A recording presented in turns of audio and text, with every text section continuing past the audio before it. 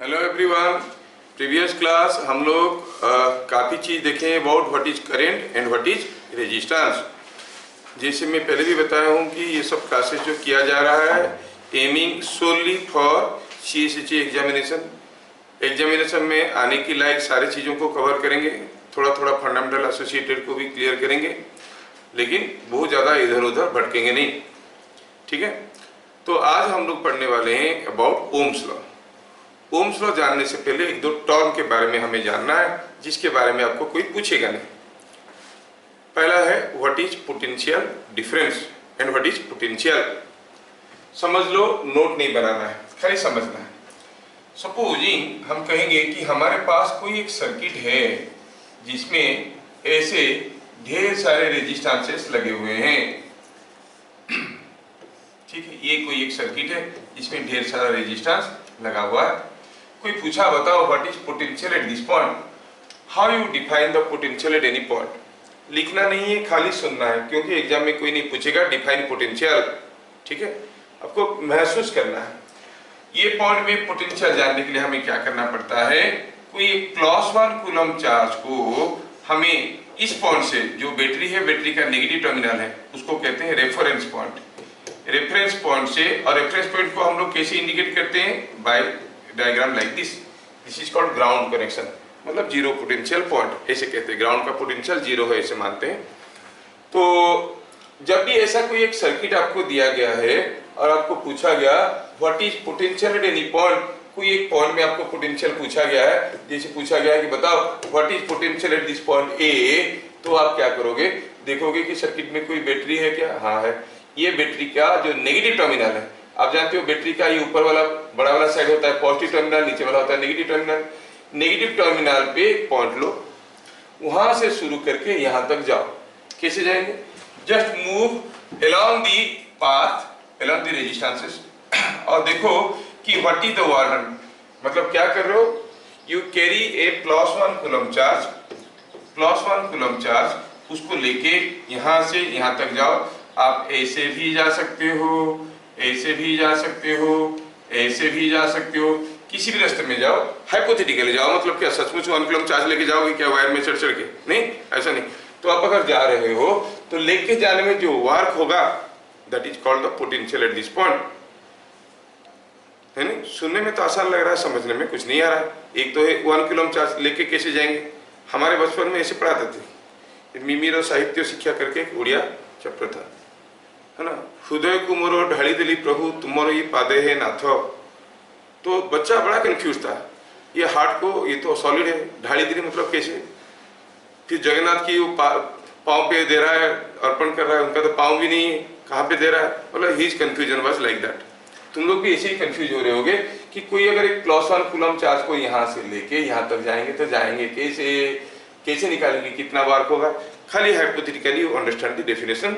It is potential at this point is defined as the warden in moving a +1 coulomb charge from here to here through any path, किसी भी रास्ते में, इधर से जाओ जितना वर्क होगा, इधर से जाओ उतना ही वर्क होगा, इधर से जाओ उतना ही वर्क होगा। जैसे जैसे मैं आपको बताता हूँ, सपोजिंग ये ग्राउंड है, यहाँ पर कोई एक ब्लॉक रखा है, इस ब्लॉक को हम यहाँ पे लेके आएंगे, कितना दूर लेके आएंगे, h, तो कितना हो जाएगा पोटेंशियल एनर्जी, अगर इसका मास m है, पोटेंशियल एनर्जी होता है mgh।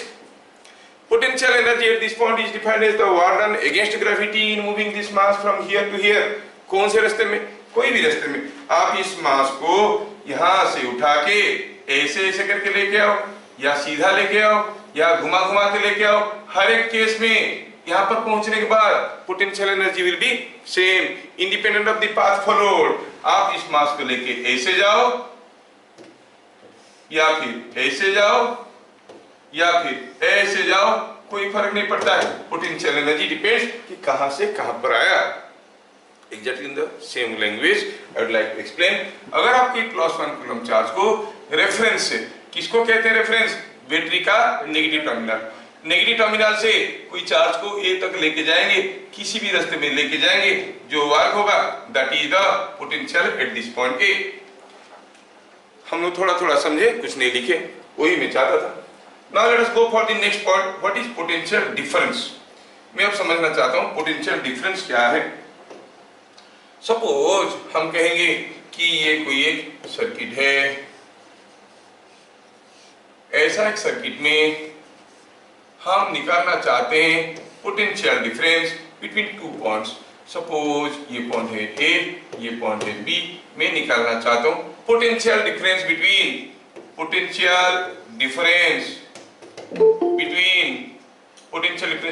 A and B. क्या होता है? VA minus VB। ए का पोटेंशियल माइनस बी का पोटेंशियल। जब हम निकालने की कोशिश करेंगे, क्या करेंगे? हम ए का पोटेंशियल निकाल देंगे, बी का पोटेंशियल निकाल देंगे और दोनों का डिफरेंस निकाल देंगे। ए का पोटेंशियल निकालने के लिए हमें क्या करना पड़ेगा? हमें कोई एक +1 कूलम चार्ज को रेफरेंस पॉइंट से, रेफरेंस मतलब negative terminal of the battery से निकाल के लेना है। कहां पे? यहां पे। कौन से रास्ते में? किसी भी रास्ते में। Suppose I take it in a path like this, ऐसे ऐसे ऐसे ऐसे करके ले लिया मैं ए तक। जो वर्क हुआ वो हुआ पोटेंशियल एट ए। VB क्या है? Potential at B. The work done in moving a 1 coulomb charge from here to B. तो यहां से यहां तक लेने में जो वर्क हुआ वो VB। तो सोचो पूरा यहां से यहां तक जाने में जो वर्क था वो VA था, यहां से यहां तक जाने में जो वर्क हुआ वो VB हुआ। तो दोनों का डिफरेंस क्या होगा? ये पूरा वर्क माइनस ये छोटा work.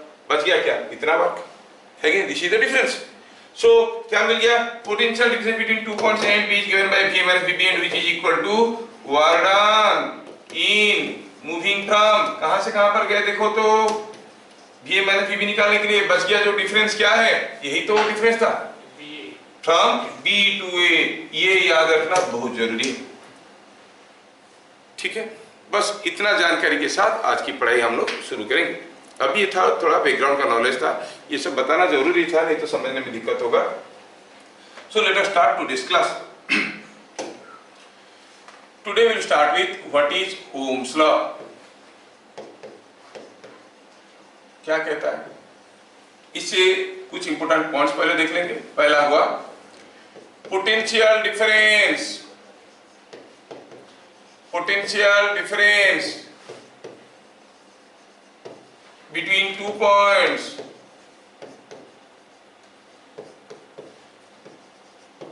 A and B is given by VA minus VB. It is defined as the work done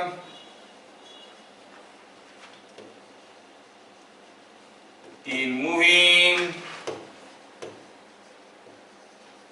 a +1 coulomb charge from B to A through any path, ध्यान रहे इसको रटने की कोई जरूरत नहीं है, कोई नहीं पूछेगा आपको डिफाइन पोटेंशियल डिफरेंस क्यों लिखा है सर, जानने के लिए, क्योंकि ये चीज हमें बार बार इस चैप्टर में हर जगह यूज होने वाला है। You must well feel this one. अगर हमको दो पॉइंट के बीच में पोटेंशियल डिफरेंस पूछा है, ए एक पॉइंट है, बी एक पॉइंट है, पूछा है VA माइनस VB, क्या हुआ? It is work done in moving from, कहां से कहां पर? जब भी हम VA माइनस VB निकालेंगे, मूविंग फ्रॉम कहां से कहां पर? B to A। ये याद रखना। कौन से रास्ते में? शॉर्टेस्ट रूट में कि लॉन्गेस्ट रूट में? थ्रू एनी पाथ, किसी भी रास्ते में, थ्रू एनी पाथ। अब जब तक ये चैप्टर चलेगा आप देखोगे हर एक क्लास में ये यूज हो रहा है। Each every class in every 10 minutes this statement is repeated। Her 10 minute में आपको ये काम में आएगा, मतलब इतना जरूरी है। ये समझ जाओगे तो series connection, parallel connection, Houston bridge, everything we can see. समझ में आया क्या? तो अभी तक मैं जितना पढ़ाया उसमें से आपको ये स्टेटमेंट खाली याद रखना है और कुछ चीजें आपको भली भांति मालूम है। अगर हम जानते हैं कि करंट फ्लो करता है when there is a potential difference. Current flow करता है कैसे? हायर से लोअर पोटेंशियल की तरफ फ्लो करता है कि लोअर से हायर पोटेंशियल की तरफ फ्लो करता है? हायर टू लोअर पोटेंशियल बच्चे को मालूम है। बस ये दो स्टेटमेंट आपको याद रखना है। पॉइंट नंबर 2 में हम क्या देख रहे हैं? Current flows from higher to lower potential. और पोटेंशियल का यूनिट भी तो सबको मालूम है ना, क्या होता है पोटेंशियल का यूनिट? होता है, यूनिट क्या होता है? यूनिट होता है वोल्ट। पोटेंशियल का यूनिट क्या है? Unit is volt. Unit of potential is volt. इसका यूनिट क्या होता है? वोल्ट, है ना। अच्छा, जितना ज्यादा वोल्ट है उतने ज्यादा पोटेंशियल है ना। सपोज हम कहेंगे कि किसी तरह से कोई एक सर्किट में ये एक नाड़ा निकला हुआ है, ये एक दूसरा ऐसा कोई बड़ा सा सर्किट है, और थोड़ा सा सर्किट दूसरा तरह से कर देते हैं। सपोज हम कहेंगे कि यहां पर किसी एक सर्किट में पता चला ये किसी एक सर्किट का हिस्सा है। सपोज पता चल गया ये ए है, ये बी है। पता चल गया कि VB इज 6 वोल्ट और VA is 2 volt. VB is 6 volt और VA इज 2 वोल्ट।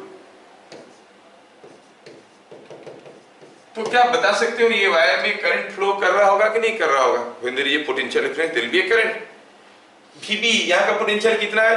ये खाली इतना नहीं है, कोई एक बड़ा सा सर्किट का एक हिस्सा है, मैं समझाने की बात कर रहा हूँ। VB में कितना वोल्ट है? 6 वोल्ट। A में 2 वोल्ट। अभी यहाँ पर कुछ रेजिस्टेंस रखा है, क्या इसमें कोई करंट फ्लो कर रहा होगा? यस, करंट तब फ्लो करता है जब कोई पोटेंशियल डिफरेंस है।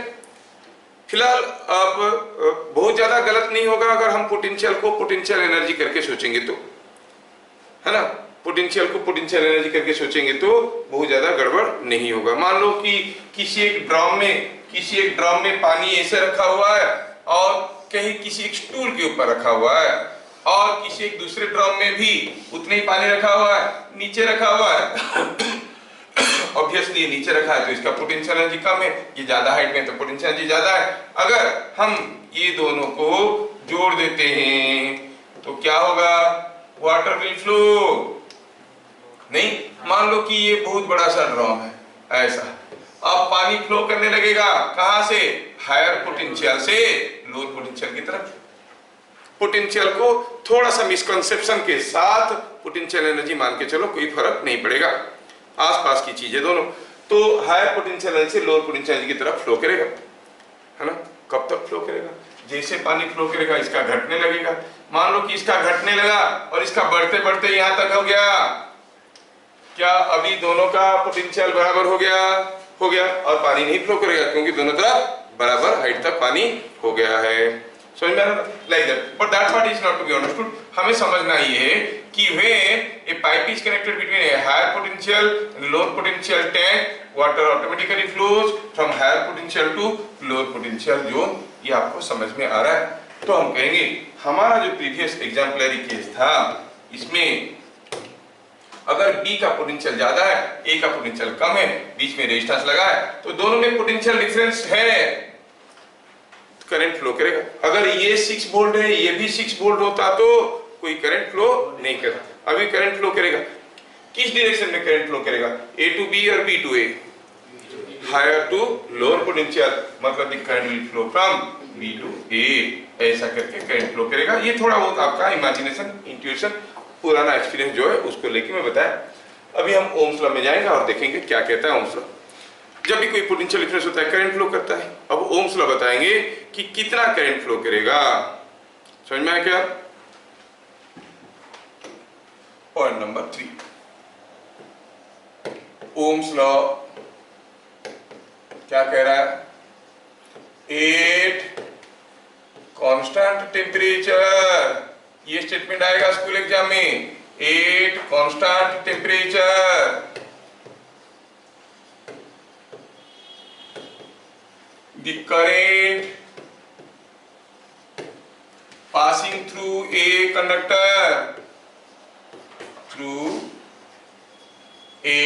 conductor is directly proportional to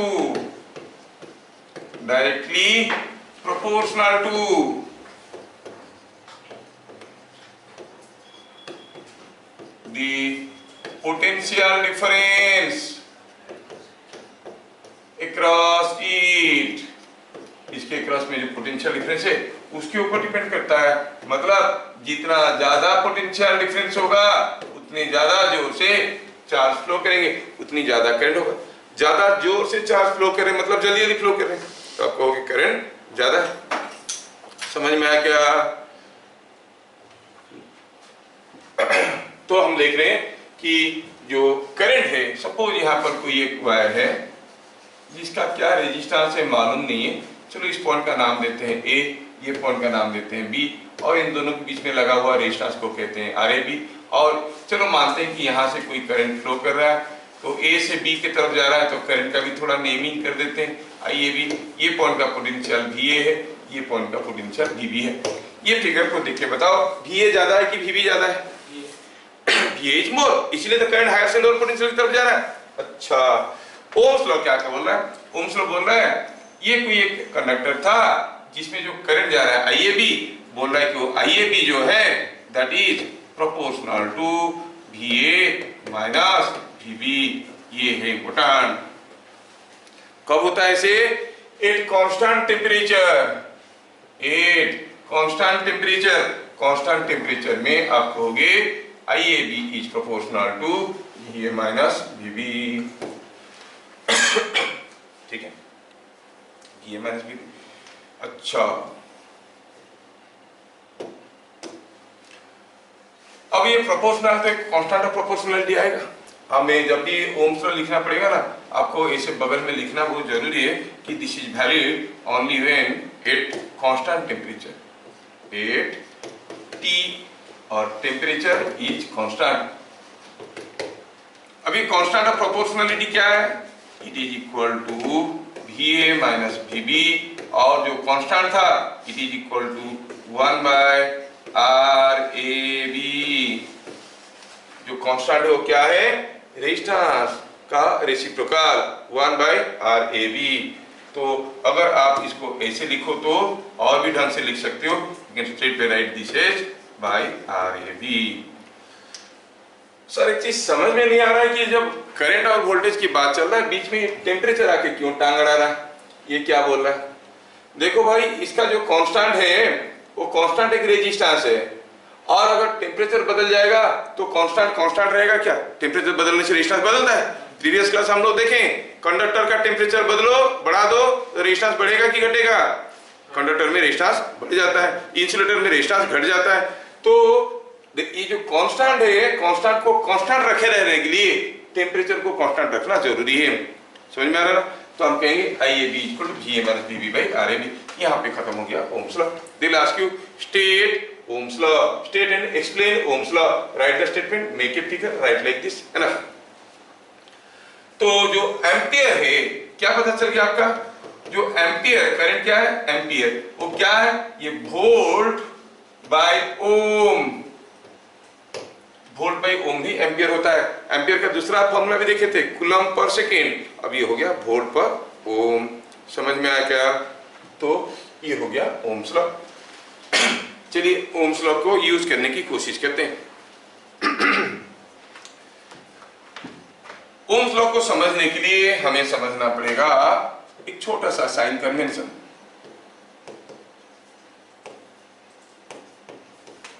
आपको कुछ भी लिखने की जरूरत नहीं है, वीडियो आपको अवेलेबल रहेगा, आप आराम से नोट करोगे।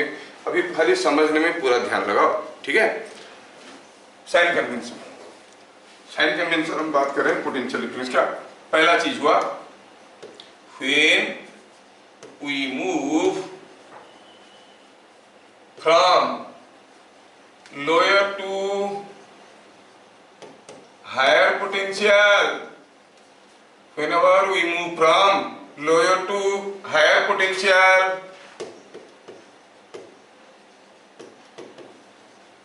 we gain potential.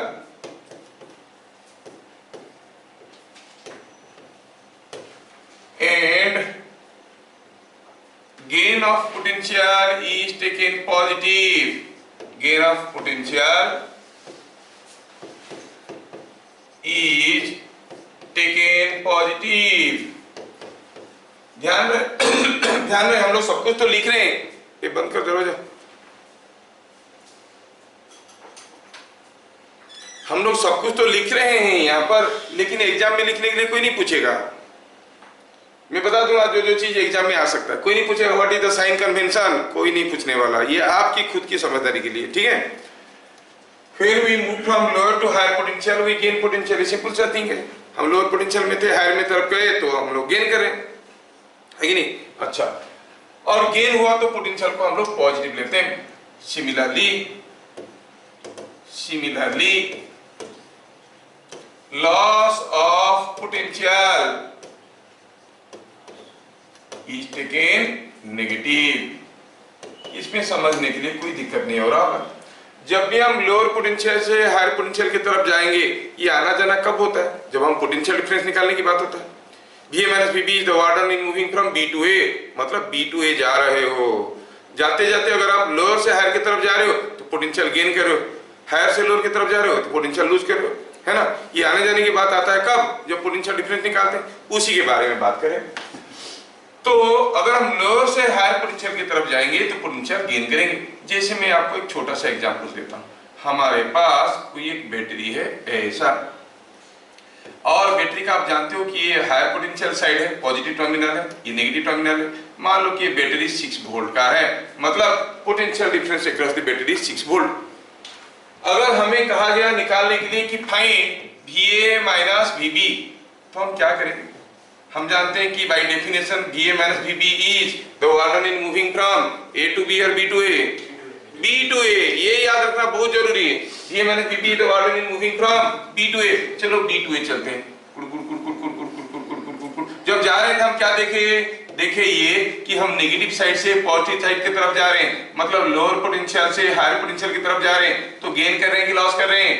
गेन कर रहे हैं। गेन करेंगे तो पॉजिटिव लेंगे कि नेगेटिव लेंगे? पॉजिटिव, तो लिखेंगे +6 वोल्ट। खत्म। समझ में आ गया क्या? अगर मैं केस बदल देता हूं, अभी मैं केस दे रहा हूं ऐसे, यहां पे 2 बैटरी है और ये पॉइंट है A, ये पॉइंट है B, ये है 4 वोल्ट, ये है 9 वोल्ट। पूछा है बताओ what is VA minus VB, तो हम कहां से कहां पर जाएंगे?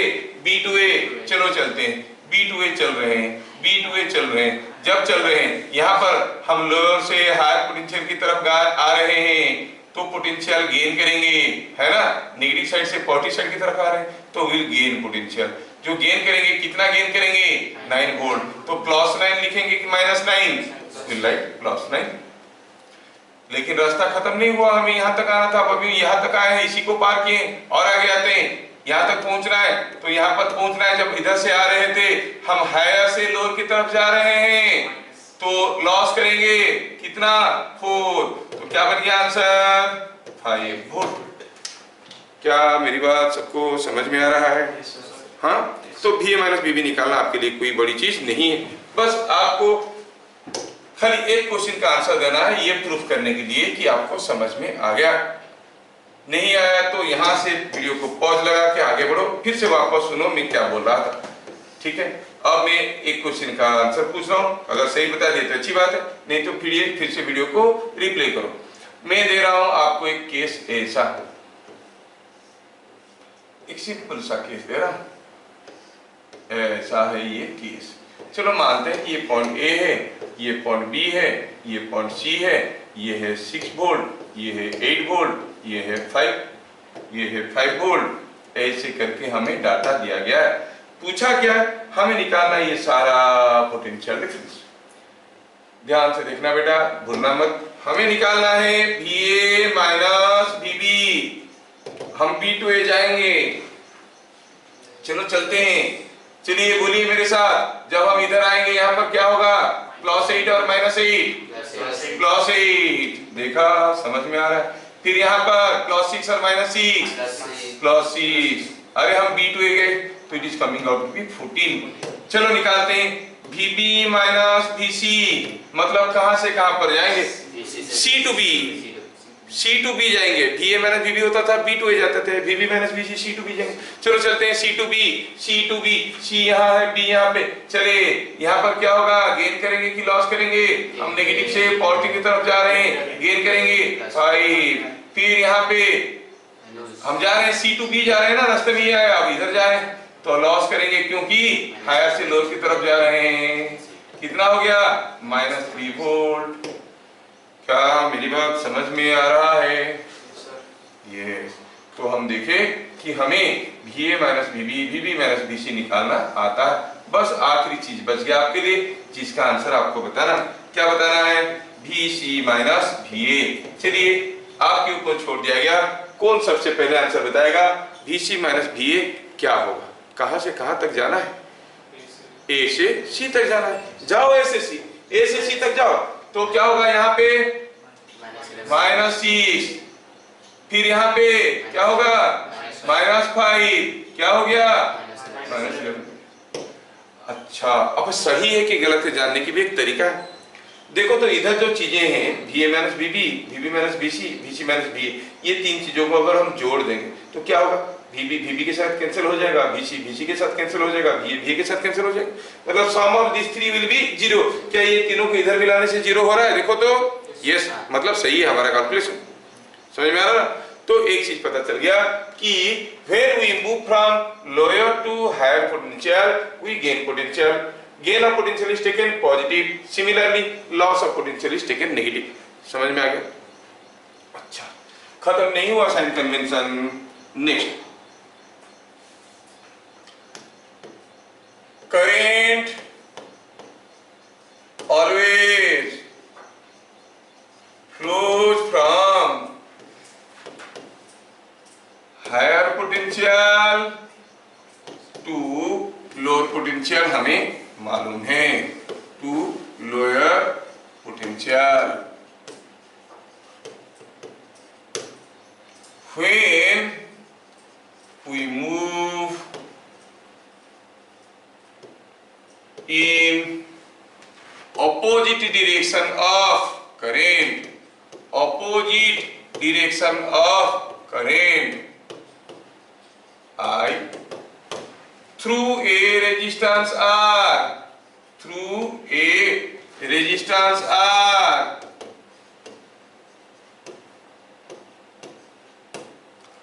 अगर हम करंट की उल्टा डायरेक्शन में जा रहे हैं, करंट तो जाता है हायर से लोअर की तरफ, हम करंट की उल्टा जा रहे हैं तो हम लोअर से हायर जा रहे हैं, मतलब पोटेंशियल गेन कर रहे हैं कि लॉस कर रहे हैं?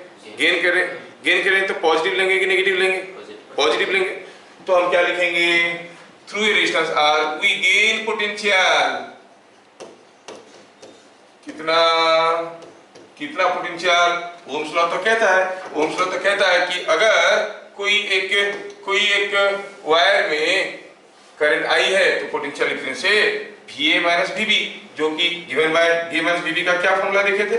VA minus VB is equal to IAB into RAB। तो पोटेंशियल डिफरेंस हमें मालूम था, बस पॉजिटिव लेना है कि नेगेटिव लेना है वही देखना था, है ना? पॉजिटिव लेना है कि नेगेटिव लेना है। और ये जो ओम्स लॉ है ना, ये काफी सिंपल फॉर्म में लोग ऐसे समझते हैं। ध्यान रखना, इसमें ये भी क्या है? पोटेंशियल नहीं है, पोटेंशियल डिफरेंस है। VA माइनस VB के लिए भी लिखा जाता है। भी क्या है? Potential difference. I क्या है? करंट। और R क्या है? रेजिस्टेंस। तो हम बात कर रहे हैं अभी, जब हम किसी एक करंट, किसी एक वायर रेजिस्टेंस R की थ्रू से अगेंस्ट करंट I जा रहे हैं, हम पोटेंशियल गेन करेंगे। कोई रेजिस्टेंस R में I करंट जा रहा है, पोटेंशियल डिफरेंस कितना है? IR। अभी तो देखिए, अब वो गेन कर रहे हैं कि लॉस कर रहे हैं, डिपेंड करता है कि हम करंट की डायरेक्शन में जा रहे हैं कि उल्टा जा रहे हैं। अगर करंट का उल्टा जा रहे हैं तो गेन करेंगे, गेन करेंगे तो क्या लेंगे? पॉजिटिव। क्या लिखेंगे? IR, gain potential IR। समझ में आया क्या? सिमिलरली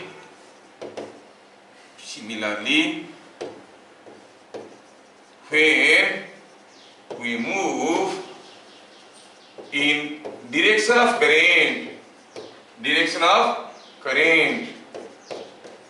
अगर हम करंट के डायरेक्शन में जाएंगे तो बताओ आप, हम हायर से लोअर की तरफ जा रहे हैं कि लोअर से हायर पोटेंशियल की तरफ जा रहे हैं?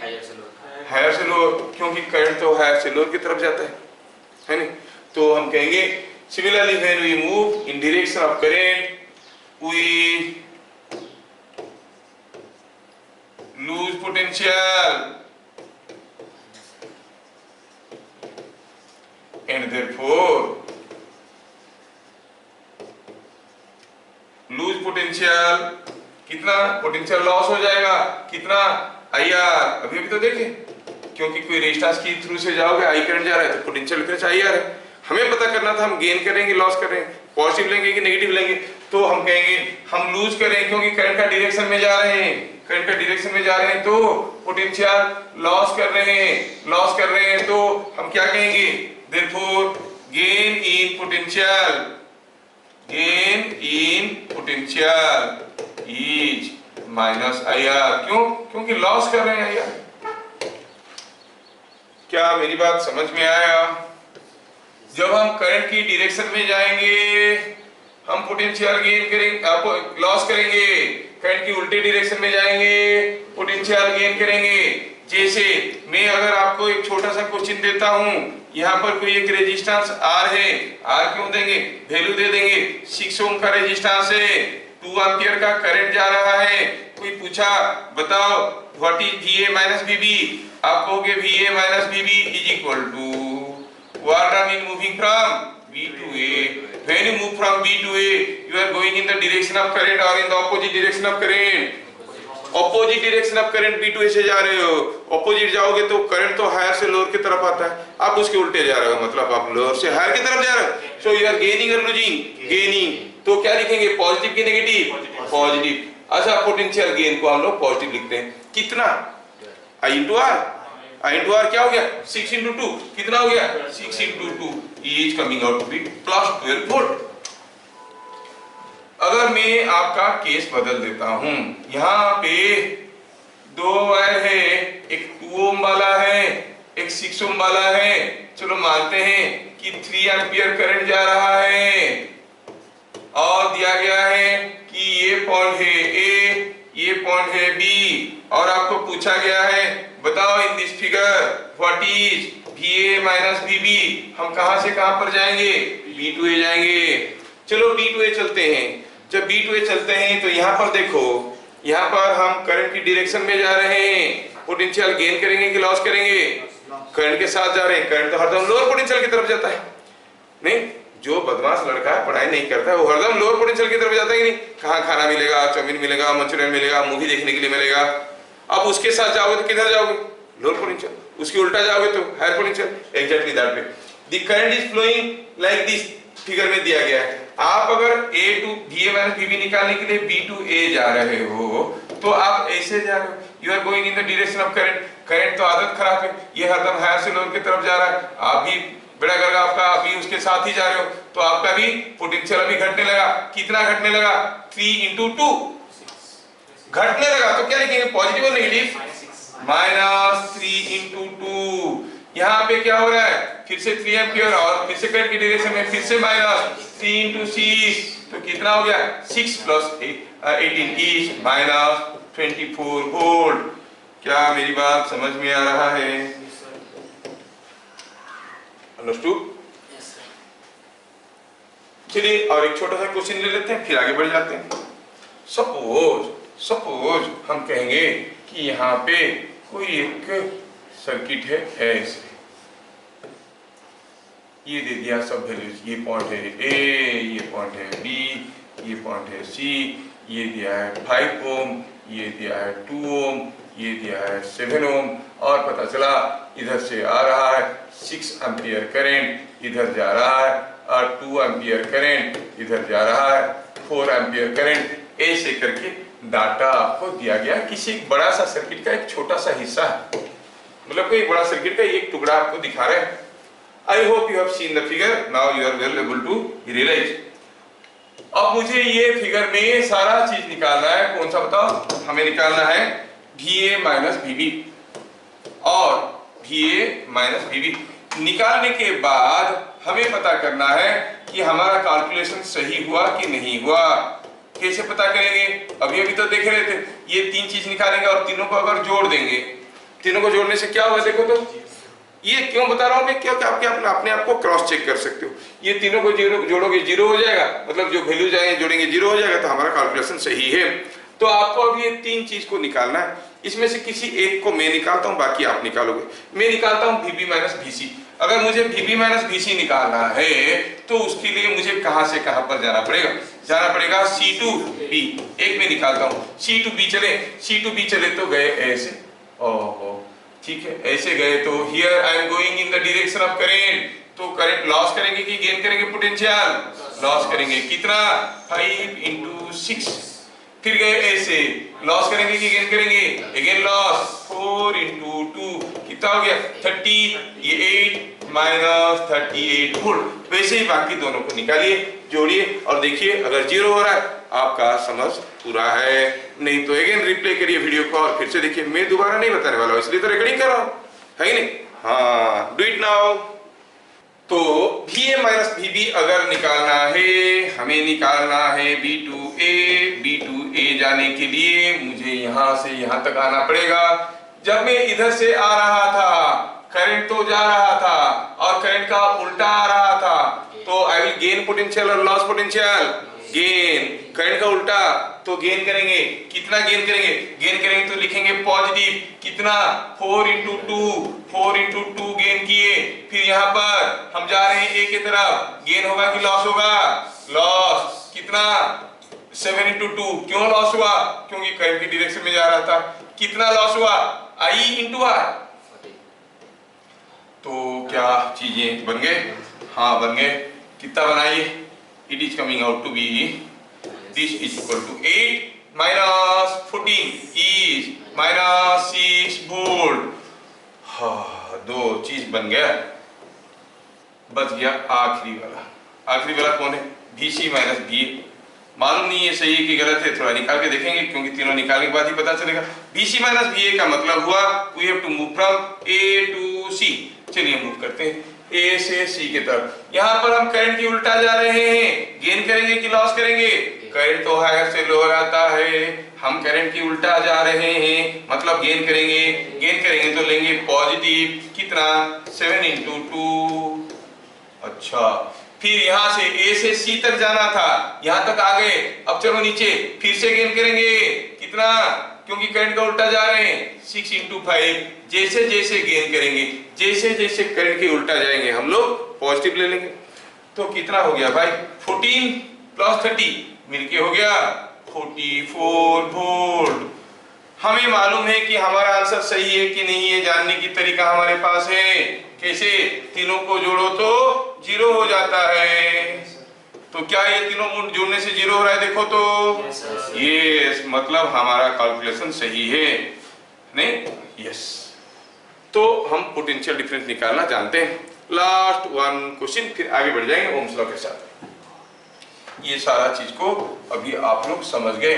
आखिरी क्वेश्चन को बताना और फिर आगे निकल जाते हैं।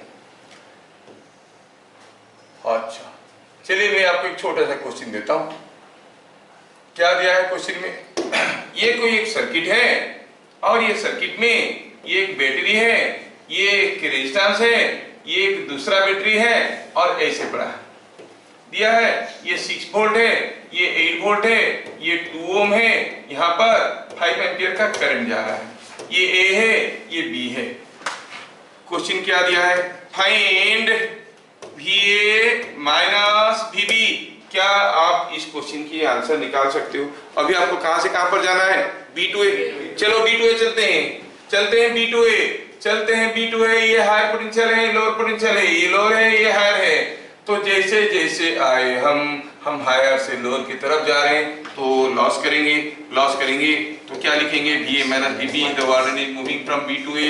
और हम देख रहे हैं जब B से A की तरफ चल दिए तो रास्ते में क्या हुआ? ये हायर से लोअर की तरफ गए, लॉस कर गए। लॉस को नेगेटिव लेते हैं 8।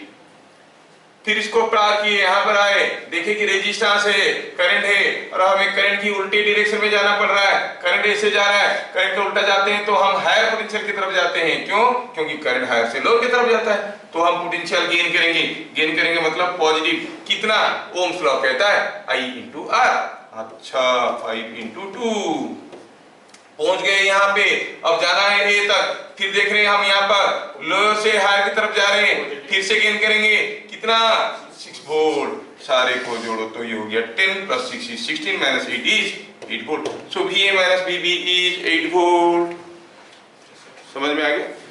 Okay, now we have understood what is Ohm's law. Ohm's law का एप्लीकेशन विद साइन कन्वेंशन हम लोग समझ गए।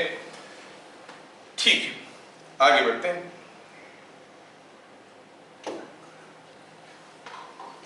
ओमिक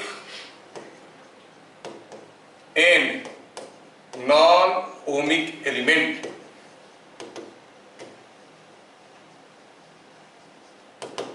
किसको कहते हैं? Any element which obeys Ohm's law, any element which obeys Ohm's law is called an ohmic element.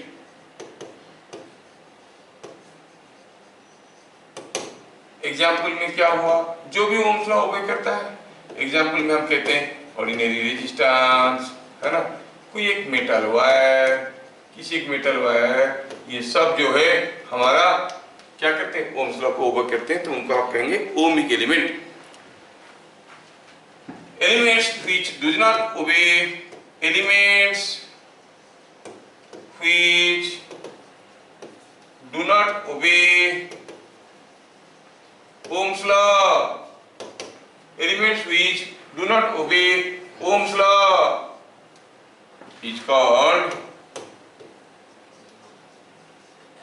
non-ohmic, is called नहीं लिखेंगे, एलिमेंट्स लिखे हैं तो are called लिखेंगे, are called non-ohmic।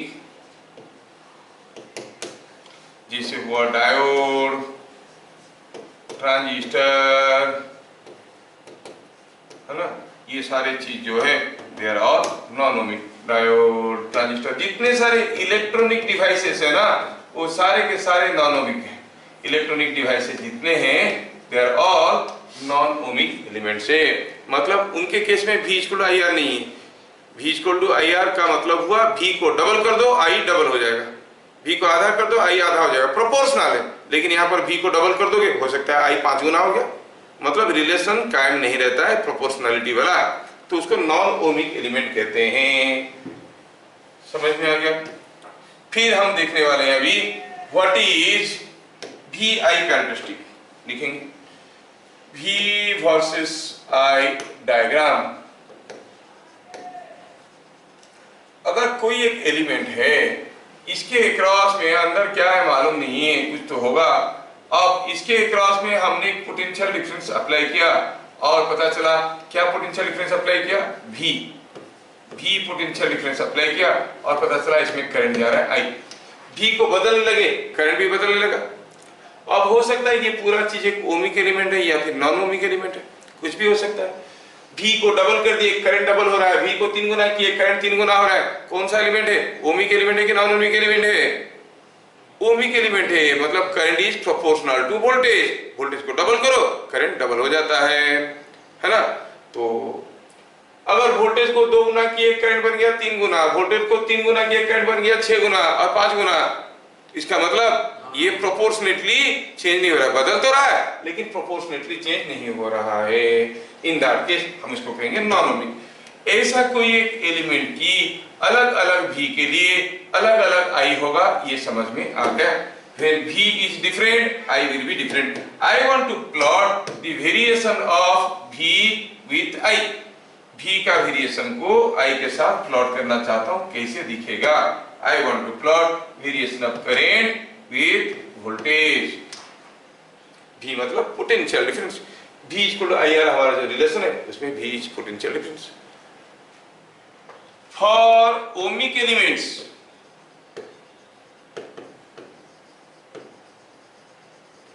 you know V is equal to IR।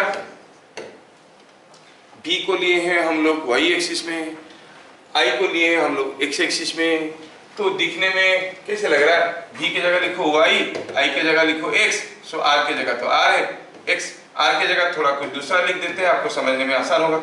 I write Y equal to mx। क्या ऐसा कोई equation का नाम कभी सुने हो? Yes, it is the equation of a straight line. It's a equation of a straight line passing through origin। मतलब ये जो है स्ट्रेट लाइन है और ये m क्या है? Slope of the straight line, है ना। Y equal to mx में m होता है स्लोप। स्लोप होता है slope of the straight line. इसका मतलब v equal to I R अगर हम प्लॉट करने की कोशिश करेंगे ये, तो ये डायग्राम कुछ ऐसे जाएगा, जैसे straight line passing through origin. तो v equal to I R वाला जो डायग्राम है वो दिखने में ऐसा बनेगा। अगर variation of v and i करेंगे किसके लिए, फॉर ओमिक एलिमेंट्स। और ऐसा कोई एक स्ट्रेट लाइन जो बनेगा उसका स्लोप क्या है, देखो तो ये y था ये x था, स्लोप की जगह क्या है r, तो स्लोप क्या होता है r। मतलब अगर ये एंगल थीटा है तो हम कहेंगे for ohmic elements v equal to I R, so diagram is a straight line whose slope straight line passing through origin, straight line passing through origin, passing through origin, slope of the line gives, क्या देता है slope, resistance, gives the resistance of the element। So tan theta slope कैसे निकालते हैं, tan theta करके निकालते हैं, slope निकालते हैं कोई लाइन का स्लोप कितना है, tan theta is slope, the tan theta is equal to r। ये आपको समझ में आना चाहिए। तो ये लाइन का जो स्लोप है वो होता है r। समझ में आया क्या, किसकी बात कर रहे हैं हम, ओमिक एलिमेंट की बात कर रहे हैं। फॉर नॉन ओमिक एलिमेंट्स, कोई नॉन ओमिक एलिमेंट हुआ कोई नॉन ओमिक एलिमेंट हुआ तो for non ohmic elements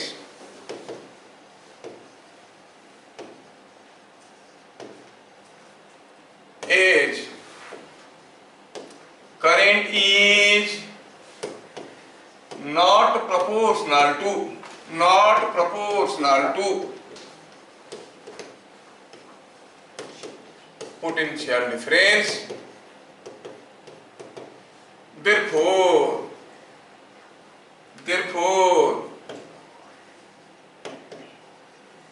V versus I diagram is not a straight line। वो नॉट ए स्ट्रेट लाइन मतलब क्या क्या है जानने की जरूरत नहीं, अलग अलग एलिमेंट के लिए अलग अलग होगा। अगर आप कोई एक जंक्शन डायोड के लिए करोगे तो ये डायग्राम ऐसा हो जाएगा, ठीक है। कोई डायोड के लिए करोगे, मान लो कि करंट जा रहा है तो उसमें कुछ बात अलग हो जाएगा। डायोड के लिए मान लो कि करंट को बढ़ा रहे हो, you see the diagram will be like this, ऐसे करके जाएगा, समझ में आ रहा है, ऐसे जाएगा फिर चलेगा फिर ऐसे जाएगा। तो यू सी फॉर अलग अलग non ohmic elements the VI diagram is different. बस याद रखना है कि वो स्ट्रेट लाइन नहीं है। क्या है क्या है नहीं पता चल रहा है, कौन सा एलिमेंट है बताओ, उसके बाद बताएंगे, सबका अलग अलग होता है, ठीक है। तो पता चल गया कोई नॉन ओमिक एलिमेंट के लिए जो V वर्सेस I डायग्राम है नॉन ओमिक एलिमेंट का, that is not a straight line. तो कैसा भी हो सकता है, just for your sake of clarity I can draw like this, ये I है ये V है, ये डायग्राम ऐसा भी हो सकता है। प्रैक्टिकली देखें तो थोड़ा कुछ ऐसा वाला भी मिलता है, ठीक है, ये भी है VI diagram. The slope is also changing. तो यहाँ पर देखो कोई स्ट्रेट लाइन होता है तो स्लोप चेंज नहीं होता है, स्ट्रेट लाइन का हर जगह स्लोप बराबर होता है। नॉन ओमिक एलिमेंट का अलग अलग जगह पे स्लोप अलग अलग है, but slope represents resistance. Resistance is different at different values of V and I, इसलिए उसका रेजिस्टेंस को डायनामिक रेजिस्टेंस कहते हैं क्योंकि वो बदलता है, ठीक है। लेकिन आपको जानने की जरूरत नहीं, हम क्या कहेंगे, therefore slope of V versus I diagram is not constant, not constant। तो क्या आपको ओमिक और नॉन ओमिक एलिमेंट समझ में आ गया, ठीक है ना। वो पूछेंगे what is ohmic and what is non ohmic element, तो सीधा सीधा लिखना है जो ओम्स लॉ ओबे करता है ओमिक एलिमेंट है, जो ओबे नहीं करता है वो नॉन ओमिक एलिमेंट है, सीधे सीधे लिखना है। अच्छा, अभी हमें ये भी देखना है कि कितना समझ में आया। एक छोटा सा question, V versus I diagram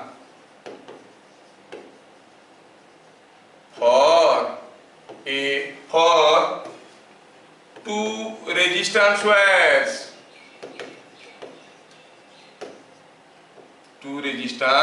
wires, A and B are shown, whose resistance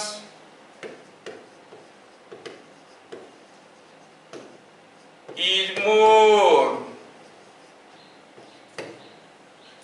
What is ratio of their resistances? उनका रेजिस्टेंस का रेशियो क्या है? दो क्वेश्चन है, फिगर दिया है, क्या दिया फिगर में? फिगर में दिया है ऐसा कि एक V versus I diagram draw किया गया है किसी दो वायर के लिए, दो अलग अलग वायर के लिए। पता चला एक का V वर्सेस I डायग्राम दिखने में ऐसा है, दूसरे का V वर्सेस I डायग्राम दिखने में ऐसा है, और दिया है कि ये एंगल दिया है 30 डिग्री, और दिया है ये एंगल भी दिया है 30 डिग्री। ये जो रेजिस्टेंस वायर है इसका नाम A है, ये B है, ये V है, ये I है, और आपको पता करना है किसका रेजिस्टेंस ज्यादा है, A का कि B का। हम जानते हैं कि in V versus I diagram the slope represents resistance.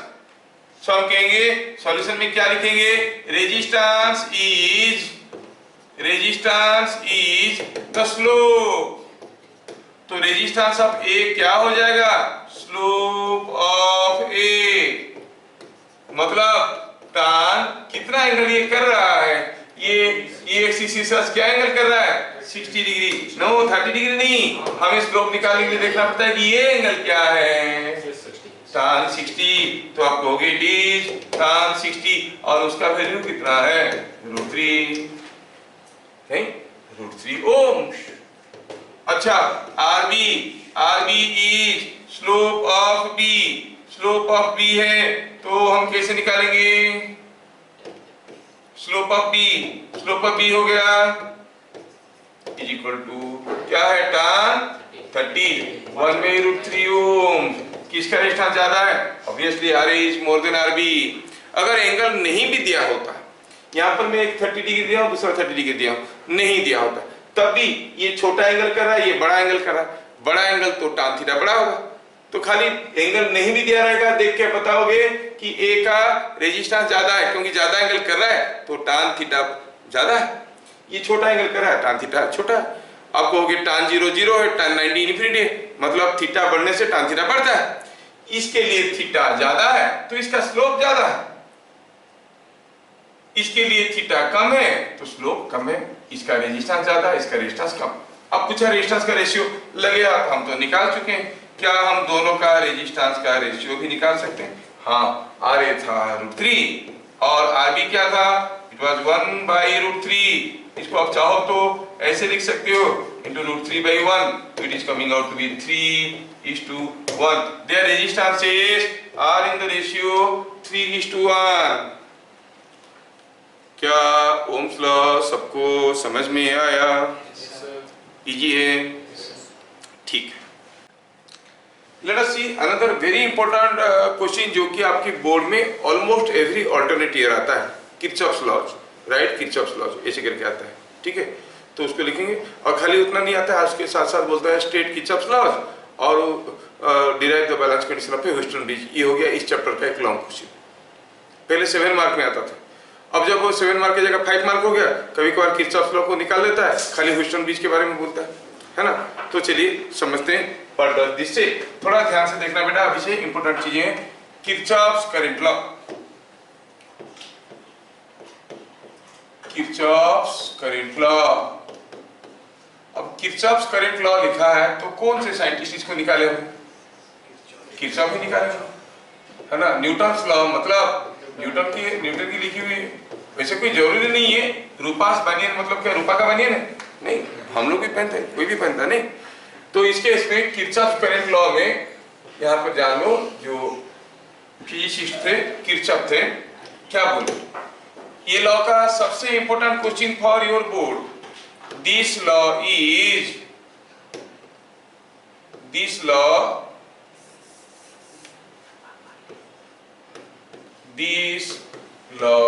is on the basis of conservation of charge. सबसे इंपॉर्टेंट क्वेश्चन है, Kirchhoff's current law is on the basis of conservation of what? You say conservation of charge। अच्छा, what the law says? law कहता है at any junction of an electric network,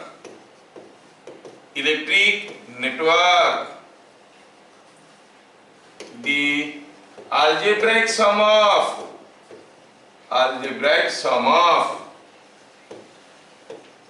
incoming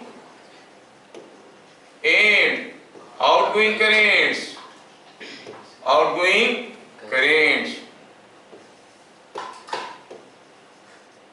is 0. That is, the incoming current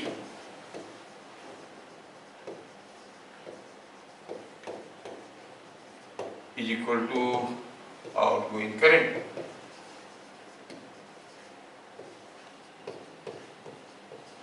ये हो गया Kirchhoff's current law. कितना simple है। वो बोलेंगे state and explain Kirchhoff's current law. State तो कर दी, थोड़ा सा एक्सप्लेन करने की कोशिश कर देते हैं, 1-2 मार्क निकल जाएगा। क्या बोल रहा है, कोई भी एक सर्किट में बोला कैसा भी सर्किट हो कोई फर्क नहीं पड़ता है, ओमिक एलिमेंट हो नॉन ओमिक एलिमेंट हो कोई फर्क नहीं पड़ता है, डायोड रेजिस्टर्स हो कुछ भी हो कोई फर्क नहीं पड़ता है, किसी एक जंक्शन पे एट एनी जंक्शन किसी एक जंक्शन पे दी इनकमिंग करंट और आउटगोइंग करंट का सम बराबर है। The algebraic sum of incoming and outgoing current is same.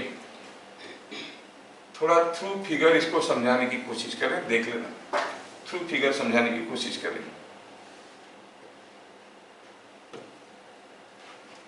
Suppose हम कहेंगे हमारे पास कोई एक सर्किट है, दिखने में ऐसा है, यहाँ पर एक वायर है, यहाँ पर से एक वायर है, इधर से एक वायर गया है, इधर से एक वायर गया है, यहाँ पर भी एक गया है, यहाँ पर भी एक वायर गया है। ऐसे करके ढेर सारे वायर एक जगह जुड़े हुए हैं।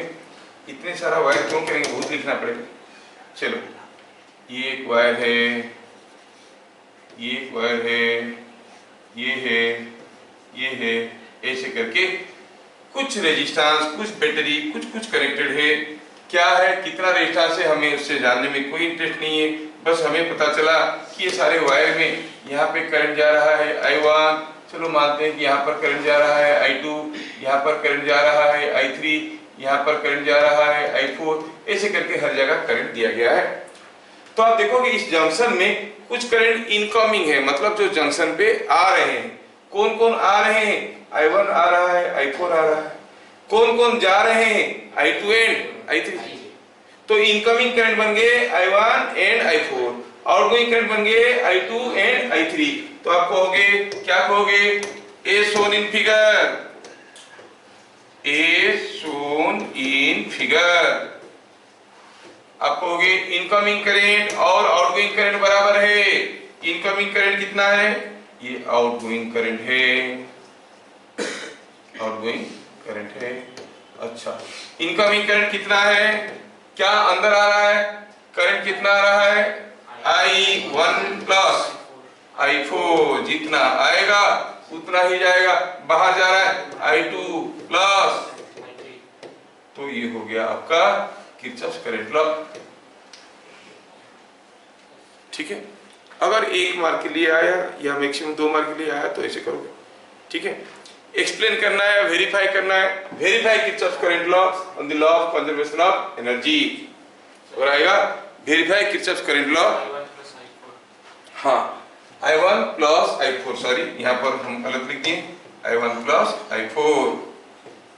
हाँ, तो क्वेश्चन क्या आएगा, verify that Kirchhoff's current law is on the basis of law of conservation of charge. इसे वेरीफाई करने के लिए आता है। तो ऐसा केसेस में हम लोग क्या करेंगे, चलिए थोड़ा देखते हैं क्या देखेंगे हेडिंग में अभी। Verification of the law, verification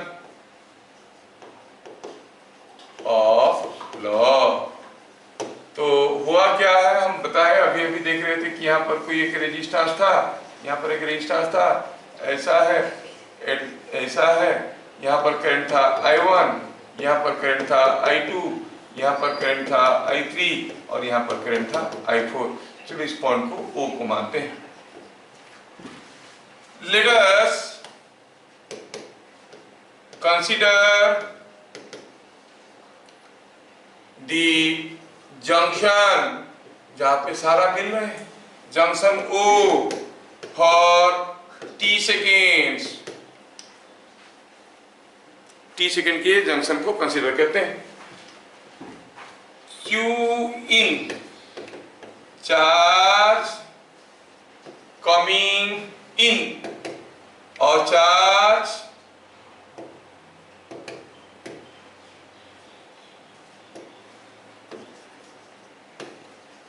coming to junction, junction को कितना चार्ज आ रहा है, कितना आ रहा है, कौन ला रहा है, I1 ला रहा है, I4 ला रहा है, ये तो ले रहा है, ये भी तो ले रहा है। Current is rate of flow of charge, t second में I1 कितना चार्ज लाएगा, I1 इंटू टी, क्योंकि I होता है Q बाई टी, तो t सेकंड में I1 कितना चार्ज लाएगा, I1 इंटू टी। और कौन ला रहा है, I4 भी तो ला रहा है, कितना, I4 इंटू टी। अच्छा, Q out, charge going out, ठीक है, कितना चार्ज बाहर जा रहा है, ये ले जा रहा है, ये ले जा रहा है। I2 t सेकंड में हम बात कर रहे हैं, t सेकंड का, t सेकंड में ये कितना चार्ज ले जाएगा, I2 इंटू टी। और कौन ले जाएगा, I3 भी तो ले जाएगा, कितना ले जाएगा, I3 इंटू टी। तो law of conservation of charge क्या कहता है, चार्ज के neither be created nor be destroyed. मान लो कि यहाँ पर इसे 4 पाइप लगे, ये एक पाइप है, इधर एक पाइप है, इधर एक पाइप है, इधर एक पाइप है। पता चला इधर से पानी आ रहा है 10 लीटर पर मिनट, इधर से पानी आ रहा है 4 लीटर पर मिनट, इधर से पानी चले जा रहा है 6 लीटर पर मिनट। क्या इधर से कितने पानी जा रहा है पर मिनट बता सकते हो? अरे भाई जितना आएगा उतना ही तो जाएगा, ना कम होगा ना ज्यादा होगा। आ रहा है कौन, 10 and 4 14 आ रहा है, इधर गया 6 तो बाकी इधर जा रहा होगा 8। सिंपल सा चीज है। Charge can neither be created nor be destroyed, मतलब the amount of charge received at the node must be equal to amount of charge departing receiving from the node. तो हम क्या कहेंगे, by law of conservation of charge, conservation of charge, Q in is equal to Q out। दोनों का value डालो तो भैया Q in था I1t प्लस I4t और Q out क्या था I2t प्लस I3t, है कि नहीं? यस, ये बात ठीक है। तो दोनों तरफ से t कट गए, क्या बच गया? बच गया I1 plus I4 is equal to I2 plus I3, मतलब जितना करंट घुसेगा उतना ही करंट निकलेगा, उससे कम या ज्यादा हो नहीं सकता। This is what is called Kirchhoff current law, जो कि काफी सिंपल है, आप लोगों को समझ में आ गया। Is it understood? यस, ये हो गया किरचॉफ करंट लॉ, ठीक है। तो आज की क्लास हम लोग यहीं खत्म करते हैं, अगले क्लास के लिए इंतजार करिए। क्या पढ़ेंगे? Kirchhoff voltage law, Kirchhoff voltage law, series connection, parallel connection, Wheatstone bridge, सारा चीज को अगले लॉट में हम लोग पढ़ने वाले हैं। फिर मिलेंगे अगले क्लास, तब तक के लिए जय हिंद।